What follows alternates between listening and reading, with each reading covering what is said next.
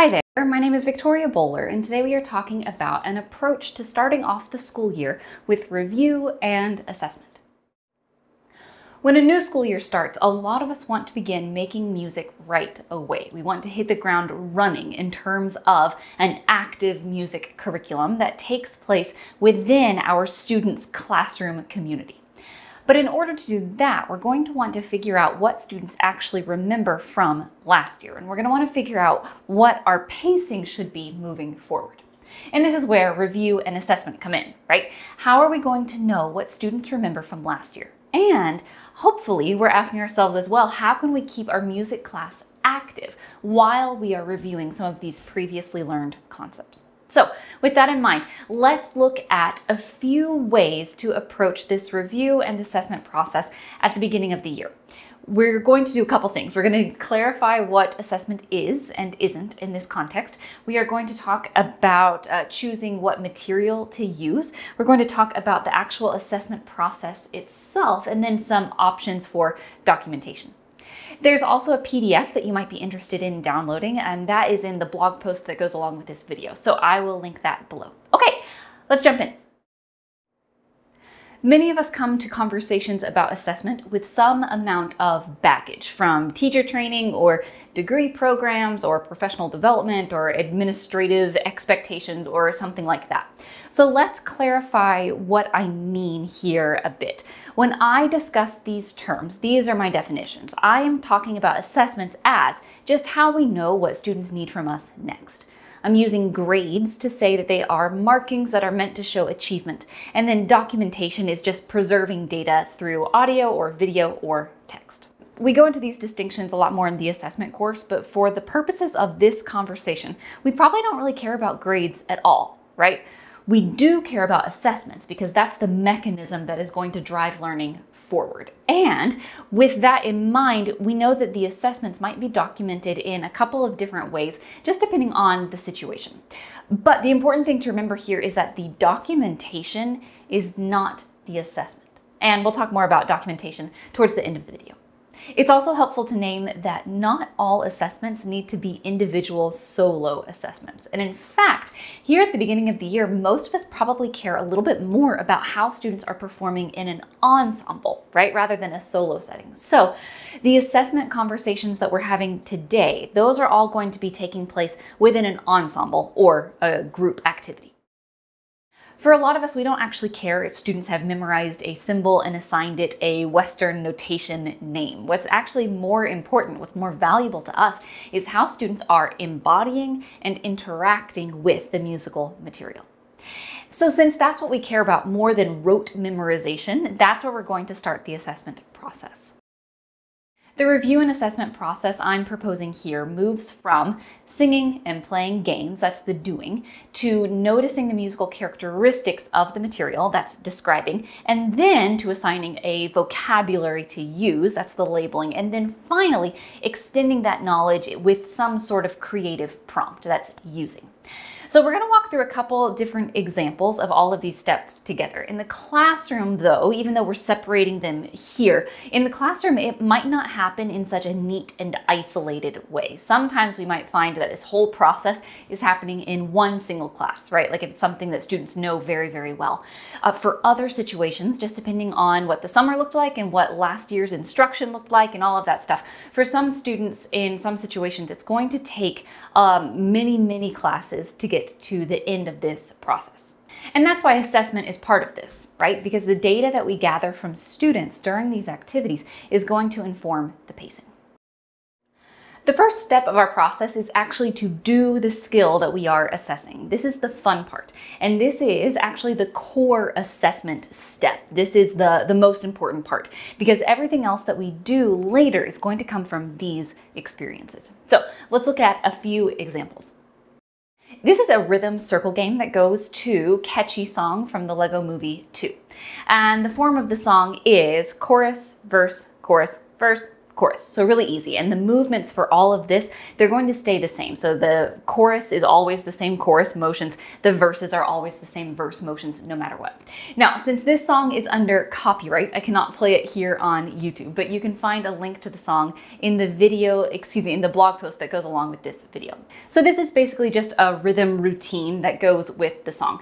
We're going to be all standing in a circle, and we're just going to play the rhythm of the words on our legs. It sounds like this. Here we go. This song's gonna get stuck inside your, switch legs. This song's gonna get stuck inside your, switch back to the right leg. This song's gonna get stuck inside your head. Let's do it again. This song's gonna get stuck inside your, this song's gonna get stuck inside your, this song's gonna get stuck inside your head. And there are more directions that you can find in that blog post that goes along with this video, but that's the part that we are going to focus in on for the purpose of these activities. So that rhythm dance is really straightforward, and these assessment questions that we're asking ourselves are really simple and straightforward as well. We're interested in just observing, do the students accurately play that rhythm in the context of the game? Next, let's look at Plainsies Clapsies. This game is a lot of fun. You are going to need some sort of small object that students can safely throw and catch. So something like a cotton ball works great. You can also use a napkin or a tissue or a scarf of some kind, or if you are brave, if you're ready for it, you can use a beanbag, which is more similar to how this game would originally be played. Let's look at this game together. You have your object, in our case, our pretend object, and we're gonna sing the song while we're just doing the motions in the lyrics. So we're just following directions. Plainsies, clapsies, twirl around to backsies, right hand, left hand, toss it high, toss it low, touch your knee, touch your toe, touch your heel and through you go. Okay, so we are just going to sing the song and play the game, and then let's take that same scarf and will you please paint this melody while you sing the song on a neutral syllable. Here we go. Loo, loo, loo, loo, loo, loo, loo, loo, loo. It's the same thing over and over. It keeps going with that same melodic pattern. All right, so that's Plainsies Clapsies. And our assessment questions here are just going to be, do students accurately match pitch in the song? And then do students accurately show that melodic contour? That first question, even though it seems really simple, this is something that's really, really important. Some other things that we might hear if students are not matching pitch while they sing the song, they might not be actually meeting us at the pitch that we have set, in the key and the tonality that we've set. Instead, they might be following the melodic contour a little bit under the pitch. So instead of Plainsies, clapsies, we might hear Plainsies, clapsies. So same direction, just a little bit lower. And then another thing that we might hear that we're going to want to make a note of is if students are not singing the song at all, and instead they're just speaking the rhythm of the text. So that would sound like something like Plainsies, clapsies, turn around to backsies, like that. Okay, so that's Plainsies, clapsies. Let's look at this third option, tortitas para mamá. This rhyme has a lot of variations out there. It is very well known and it is very well loved in a lot of different places. So let's speak it together while we are patting our hands together to make those tortillas. Here we go. Tortitas para mamá, tortitas para papá, las quemaditas para mamá, las bonitas para papá. Great. And we can do a couple other different things with this rhyme. We might choose different foods to put inside our tortillitas when we're done. So students will have, cotton candy and ice cream and gummy bears, and they're going to choose foods like that. So let's take gummy bears and put it in our tortillita. First we'll make it. Here we go. Tortillitas para mamá, tortillitas para papá, las quemaditas para mamá, las bonitas para papá. Okay, so we have our tortilla. Let's put it on. We need to cook it first, right? So put it there, flip it. Okay, now let's put in our gummy bears, whatever it is. Blow on it because it's hot. Roll it up. Eat it. Okay, it's all gone. Let's make another one. So we go through like that. Our questions here are just, do we notice that students are keeping a steady beat as they pat their hands together? Really simple, very straightforward assessment questions at this point of the game. Okay, so we have a few different examples here of the first step in the process, which is actually doing the music. So now let's talk about what materials to use. Since we're using this as a baseline assessment at the beginning of the year, we're going to want to make sure that students are really familiar with the songs that we choose. And this just helps ensure validity and reliability of our assessment results. So with validity and reliability as a consideration, we're probably going to want to start our music making with songs that students already know and already enjoy. So we'll consider singing and playing some games from last year as review, and then adding in new repertoire. If we're going to do this with brand new repertoire, we're just going to want to make sure that the materials we pick are easy enough for students to do and pick up on quickly. At this point in the process, we are primarily interested in how students actualize the musical materials. So that is how they music. These assessment questions have a lot to do with the accuracy of the performance. So things like, do students match pitch? Do students sing the target element in the context of the repertoire, like with Plansies, Clapsies? Do students keep a steady beat? Do they play the rhythm accurately? All of that stuff around accuracy is what we're interested in right now. This is the part of the process that feels a lot like play, because at this point, we are mainly working on remembering what it's like to actually be in music class together and interact with each other.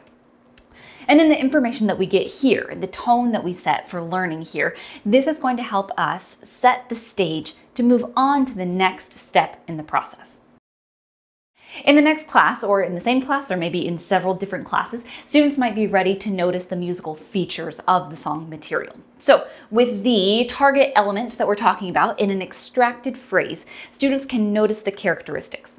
Things like, is it high or low? How much higher, how much lower? Is it long? Is it short, even, uneven, steady, unsteady? Things like that. So let's look at a few examples, and we'll start by circling back to Catchy Song. So with Catchy Song, we're going to do the circle dance just like we did in that previous step. And then let's notice that the rhythmic form of this song is A, A, A, B, or same, same, same, different. And for this, we're going to ask students to figure out which parts of the chorus match and which parts of the chorus do not match. So this song's going to get stuck inside your, this song's going to get stuck inside your, this song's going to get stuck inside your head. Okay, so this is the different one, and the three of these are the same. Now that we have the form of the song mapped out, it's going to help us figure out the rhythm in a little bit of an easier way. Let's speak and point to some steady beat strips on the board. It will look like this song's gonna get stuck inside your, this song's gonna get stuck inside your, this song's gonna get stuck inside your head. So just pointing to beat strips and speaking the text. Then with a partner, students are going to figure out where the words go above those steady beat strips. And while those conversations are happening, the teacher can just be walking around the room listening to students. The nice thing here is that we know from the form that if we figure out that first line, then we've already done the rest of those three lines altogether. The interesting part of this rhythm is on that second beat. This song's gonna get, where we have the short, short, long. This song, short, short, long, stuck inside your. So three sounds on one beat. When students know where the text goes, they can help us transfer that text over into graphic notation. And this is a really easy process. It's just asking students how many sounds they hear on each beat. So some assessment questions for us to ask ourselves here are, in their partner conversations, are students accurately identifying the text placement over the words? Or are there any parts in the process of moving from playing the rhythm to figuring out the text placement to showing graphic notation? In that process, are there any points of friction? And this one's important. How much teacher input does the process take overall? Okay, good questions to ask. Let's move on to Plansies, Clapsies. For this, we are going to sing the song and play the game, just like we did in that first step. And then I want us to isolate this phrase, right hand, left hand, and orally identify so and me in left hand, right hand, left hand.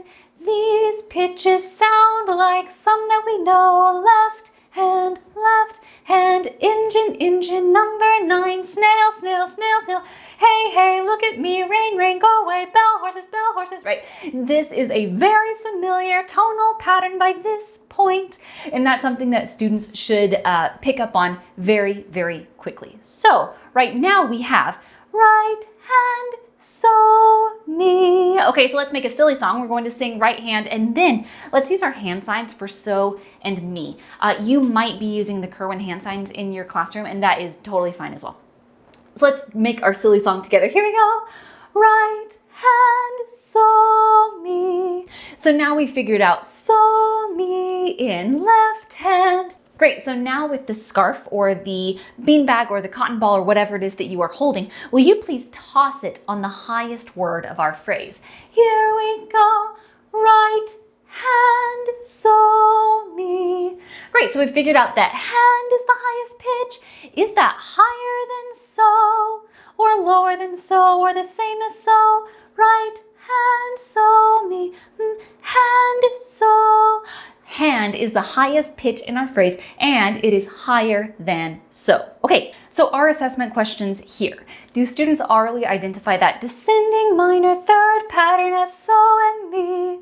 And do they orally identify the highest word in the phrase? And do they identify that it is higher than so?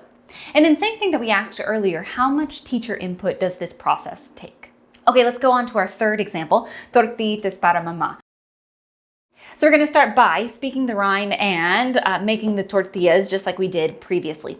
But my question for you this time is, as we are patting our hands together, do our hands stay steady or unsteady? Let's check. Tortitas para mamá, tortitas para papá.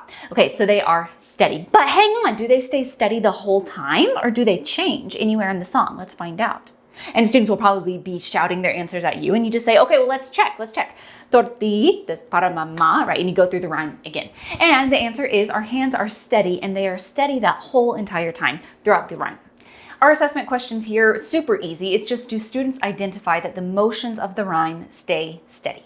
At this stage in the process, we are interested in how students are orally zooming in on the musical characteristics of this material. So, is the element that we are discussing short? Is it even? Is it uneven? Is it high? Is it low? How much higher? How much lower? Things like that.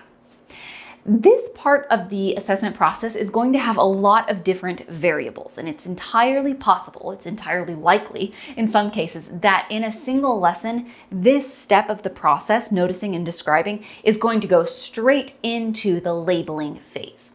And that's just going to depend on how familiar students are with the material and the oral identification process from last year. So if students are ready to move ahead, then great. And if not, then we can stay on this step and the previous step for as long as we need. So after students have sung the song and played the game, and after they have articulated what they notice about the music, then we might be ready to move on to labeling.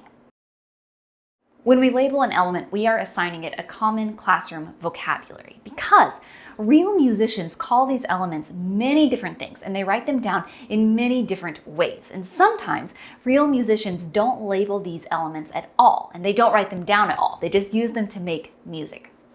So because real musicians can use so many different words to describe music, it can be really helpful to have a common classroom vocabulary. That way, we can all communicate visually and orally a little bit more effectively. This part of the process is really, really simple. We're just going to take all of the things that students have observed, all the things that they've already noticed, and we're going to tack on a label. So in Catchy Song, that will look like reviewing tadi and takadi, and then we can even compare those rhythms, so ta and tadi and takadimi with tadimi and takadi. So comparing all of the rhythms that they know at this point in the process. In Plainsies Clapsies, we're going to review the hand signs for so, mi, and la, or if you're using body solfege, so, mi, and la, and where those pitches live on the staff. With tortitas para mamá, we're just going to review the term beat, and we'll probably practice tracking some beat icons of tortillas on the board. Now, this is a really beautiful time for students to be the teacher. And sometimes this can happen seamlessly in the moment, right? So one student just remembers and they're going to raise their hand and they just share the information with the class. Or maybe several students remember and they're going to talk to each other. And like I said, in the review process, this can even happen in the same step and kind of get blended into the step that we just talked about with noticing and describing. Other times, though, we might want a little bit more structure when it comes to having students teach the class. So if you are looking for a way to facilitate a student-led review, then here's an option we can consider. Let's start with the turn and talk. This is really easy. Students just turn to a partner and they're going to work together to describe the element and recall the vocabulary that we use in this class. And as they talk, we're going to encourage them to think about how they would describe it, higher or lower, longer, shorter, etc. How they would show it, either with a hand sign or with something on the board, like a visual on the board, and then what we call the element. Next, we can extend this with a partner pair. So that is pairs of students are just going to join with another group, and that creates a group of 4. And then in that group of 4, students are going to combine their information together, because some students are going to recall some things that others won't, right? So they can use this group of 4 to help each other remember some other things. Next, we can share out. So in that group of 4, we're going to pick one spokesperson, or students are going to pick one spokesperson from each group to share their group's thoughts about how to describe, how to show, and how to label the element. And then our last step is to check, right? Because students have already come up with all of the important information that they need to describe the element. The only piece of the puzzle that's missing is what we call that element in this class. So this is the time for the teacher to circle in and fill in any gaps, or maybe instead of filling in the gaps, you decide to press pause and wait until next class in order to discuss. So after we have experienced the element, and after we have described it, and after we have established a common vocabulary for that element, we are probably ready to start using it consciously in a creative way. Now, students can certainly use the target element creatively without establishing that common classroom vocabulary for it, because real musicians do this all the time, right? But having a common vocabulary like ta or takadimi or half note or la, and a common way to notate it, that just helps us communicate with each other a little bit more efficiently as we're working through the creative process. So let's go back to catchy song. We're going to start by playing the circle game just like we've been doing. And that way we have those rhythms in our ears and in our hands. And then we'll have everyone sit down and we're going to play the song again. But this time during the verses, instead of walking around the circle like we would in the traditional game or in this version of the game, the teacher is going to play an 8-beat improvised pattern. And students are going to improvise their response back. That could sound like just about anything. An example could be improvise something, something, something, something, make it up. My turn again. Something, something, something, something, make it up, make it up. Great. So after a while of going back and forth with these 8-beat rhythm improvisations, we're going to ask students to try to figure out their favorite improvisation and kind of hang on to it. So I'll do something and I'd like you to improvise something back, but this time hang on to it so it doesn't exist and just go away forever. It's something that we're trying to remember. My turn first. Something, something, something, something, make it up and stop. So after a while, students have grabbed onto their favorite improvisation, and then after they play it through on their own a few times, they can start to figure out what are the rhythm syllables of what they just played. What are the rhythm syllables of that improvisation? So assessment questions here. When students play their rhythm response, do you notice that they are improvising, or do you notice that they are imitating, they are copying, they're echoing your pattern? And then along those same lines, do you notice a variety of rhythms being used in students' improvisation? Next, another assessment question you might think about is how easy is it for students to identify the rhythm syllables of their rhythm improvisation, and how much teacher assistance does this whole process take? Let's look at plainsies clapsies. We are going to start by singing the song and playing the game just like we've been doing, and then let's sing the song on solfege while we are pointing to a barred instrument or stair steps or a staff or some other visual. Here we go. So, la, so, mi, so, la, la, so, mi. And let's just do those first 8 beats. Okay, so now with the partner, students can figure out how to play that melody, just those first 8 beats, on a barred instrument. Now, we've already talked about steps and skips. We've already talked about high and low, so this should be a very simple process. If I tell you where so is, sol, la, sol, mi. And we can figure that out just by looking at highs and lows and steps and skips, right? So after students work with a partner to play those 8 beats on the barred instrument by ear, we can invite them to mix up the pitches and create their own version of plainsies, clapsies. That can be anything in the world that they want, as long as it is following the same rhythm, following the same words as plainsies, clapsies, and it's using sol, la, sol, mi, or mi, sol, la, or la, sol, mi. Any combination of these 3 pitches is fine with us. So some assessment questions here are, do students identify where so and la and mi are on the barred instrument in this context? Another question that we're going to want to think about is, do they accurately play those first 8 beats on the barred instrument? And then when they mix up the pitches to create their own version of the song, are they still using so and la and mi? And then again, how much teacher assistance does this process take? Here's our last example, tortillitas para mamá. We're going to speak the rhyme, we're going to pat those tortillas, and then we can make a steady beat arrangement by assigning different body percussion levels to each line of the song. This is super simple. We're just going to use clapping and patting and stamping. Those 3 will be plenty. So examples might be tortillitas para mamá, tortillitas para papá, las quemaditas para mamá, las bonitas para papá.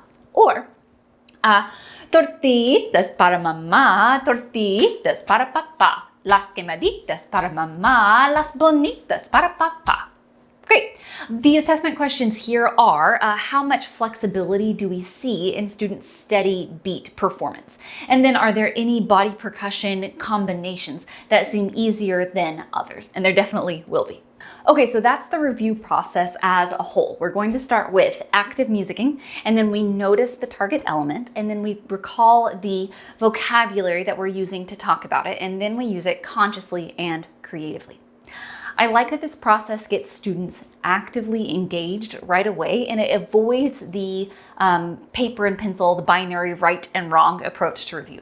And plus, this way of assessment, this feels like an actual music class where students interact with each other in a fun way. And we as the teacher, we are still getting all of this really valuable information as we listen and we observe students work with all of these assessment questions that we have in the back of our minds. So let's talk about those assessment questions. You've probably noticed already that these assessment questions are lending themselves to qualitative data collection, not quantitative so much, and that's on purpose. My opinion is that for many teaching situations, qualitative data are going to be more useful here at the beginning of the year when we just want to get a sense of where the class is musically, right? So if you choose to collect qualitative data, you might consider using a document like this. I have my grade level, I have my focus concept, and then the song that we are using to review. And then this chart is just helping us guide our thinking so we know ahead of time what we want to observe. Now, that said, these assessment questions can be really easily formulated into quantitative data if you want to create something like a rubric or a checklist or something like that. So here's an example of a steady beat rubric that you might want to use with something like tortillitas para mamá. Or for that matter, you might want to use a combination of qualitative and quantitative data. Again, like we talked about at the top of this video, it just depends on what you need for your specific situation. But the documentation of the assessment is not the assessment itself. The documentation is there to serve the learning. And in my opinion, what I find for a lot of teachers is that the path of least resistance is something along the lines of organized qualitative observations. All right, students are active learners, right? So it makes sense that our assessments and our review process should be active as well. This is an approach that starts the year musically, and while students are musicking, we are looking for evidence of learning that will help inform the pacing of our next steps. We're interested not necessarily in whether students have memorized the name of a standard Western notation symbol, but rather we're interested in how they embody and how they interact with that musical material, and this other important part of how they use it in community. So that's where we're going to wrap it up. If you have a thought on this video, I would love to hear from you. You can drop a comment below. You can shoot me an email. I'm victoria@victoriabowler.com, or you can find me on Instagram. I am @victoriabowler. Thank you so much for watching, and happy teaching.